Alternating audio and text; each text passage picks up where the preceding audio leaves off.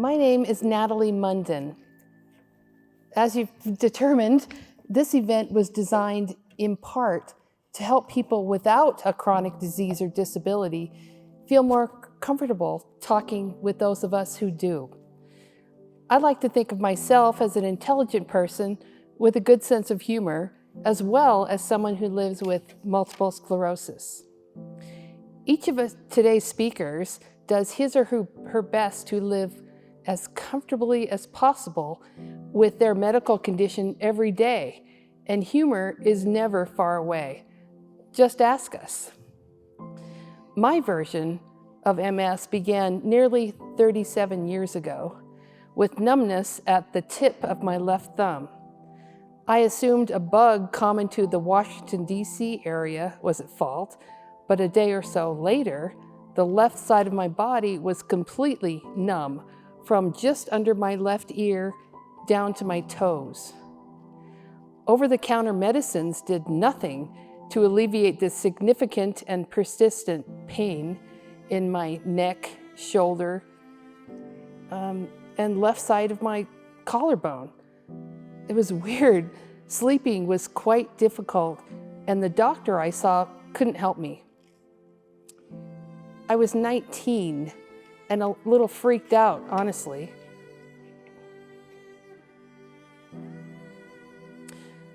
However, I continued working as a live-in nanny. Over the next 5 months, the pain and numbness gradually subsided until I felt like myself again while boarding a plane back to Montana, where I, registered for my sophomore year of college at the University of Montana, Missoula. I worked multiple part-time jobs and kept up with school during other strange and uncomfortable incidents that occurred every now and then as I pursued my BA degree in journalism. Each weird numbness and tingling event was followed by, recoveries, absolute recoveries. They allowed me to forget about the unnamed problem. That is, until I had an attack too nasty for me to ignore or that doctors could brush off as being the result of stress. With the help of new MRI technology, at age 24, a neurologist finally diagnosed me with relapsing remitting multiple sclerosis. The next morning, I got a ride to my job at a film and video production company. My dominant right hand was so numb it was useless. So I switched to writing with my left hand. My employers graciously spent time deciphering what I wrote until I recovered enough to go back to using my right hand. In her book, How to Live Well with Chronic Pain and Illness, author Toni Bernhard wrote, "People can be at their most vulnerable, yet still tenacious at the same time." I can relate. That's me. Whenever MS makes my life more difficult, I do what I have always done, which is to work with my doctor and get on with it as soon as I can.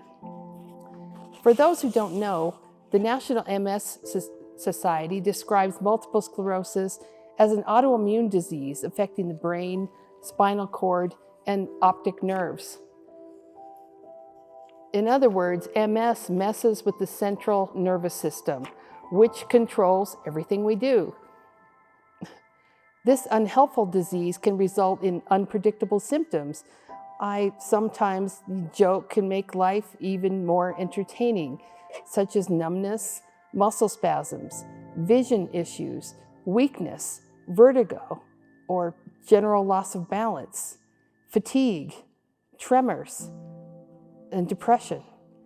I don't think I'll win a prize for saying the list does go on. Every patient's MS adventure, as I call it, is different, and individual symptoms are often quite temporary, or not. Over the decades, several symptoms MS has added to my life seemingly have become permanent. Maybe. We'll see. When my version of MS causes new or old symptoms and complications, I may get sad, angry, and feel vulnerable. But I maintain all important family ties and friendships, and as do today's other speakers, I keep going. When providing peer support as an MS patient advocate, I help others who are figuring out how to live with and manage this disease.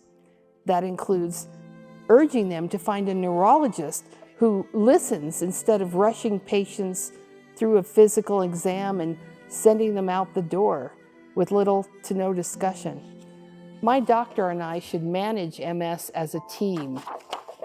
If I don't feel comfortable with a neurologist, I find someone else I can work with.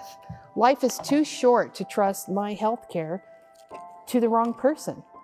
That is a message I feel compelled to share with anyone living with a chronic disease or disability. It's good to come together here to share our angst, frustrations, painful and sometimes funny experiences, and to allow ourselves to be open about all of them.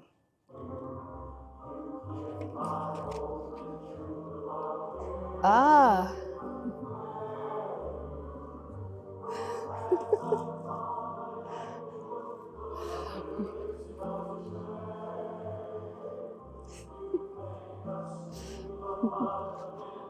Look at this.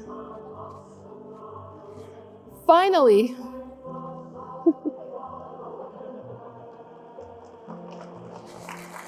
There you go.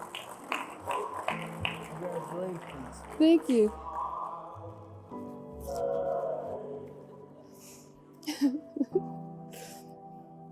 Thank you, boys.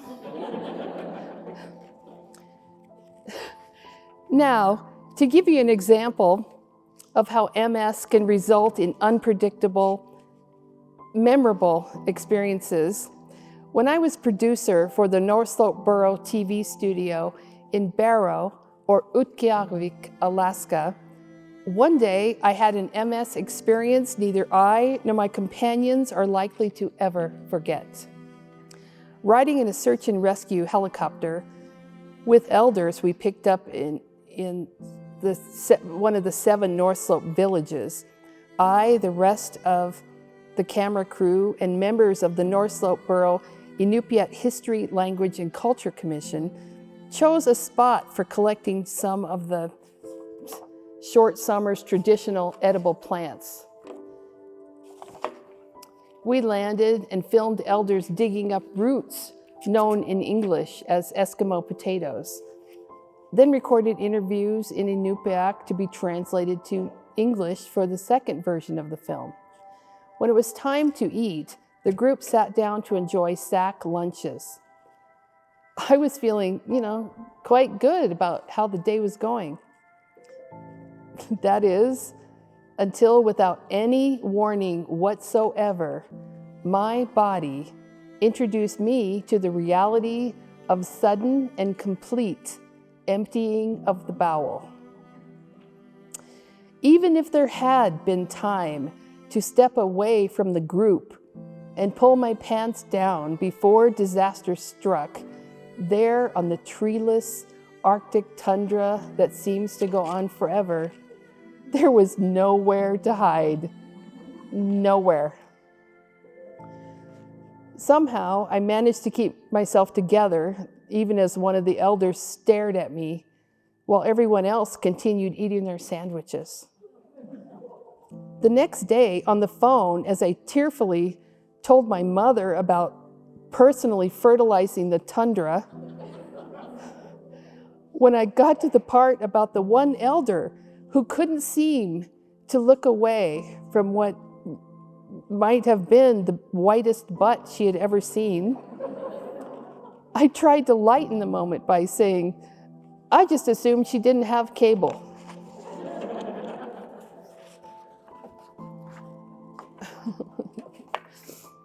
No doubt by now you have picked up on the fact that for me, humor is an important coping mechanism, a tool I use all the time to make myself and those around me feel more comfortable with my MS and the cloud of uncertainty that comes with it. For example, if I'm at the grocery store and get a little too wobbly while obtaining a shopping cart, a concerned fellow shopper will ask if I'm okay. Instead of giving him my complete medical history, before going on my merry way, I'll just say something like, "I'm okay. That was just my own personal little earthquake. It happens all the time." As much as possible, over the years, through college, a career, relationships, and lots of other life stuff, I've tried very hard not to let MS control me. The fact is, my life wasn't over when a diagnosis of MS slammed into me, just different.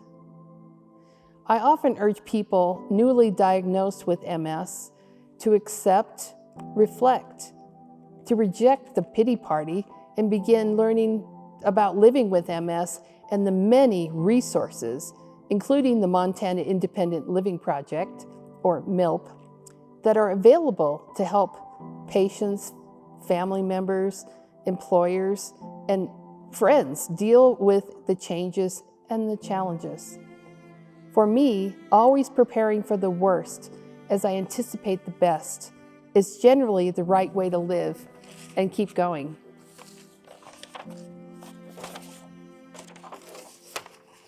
And as we continue here, we will look for the last page. Oh, yeah, and we found it. See, that is being tenacious right there. I'd like to end with a quote from inspirational author H. Jackson Brown Jr., who wrote in life's little instruction book, "Let perseverance be your engine and hope your fuel." I don't know about you, but I really like that. Thank you.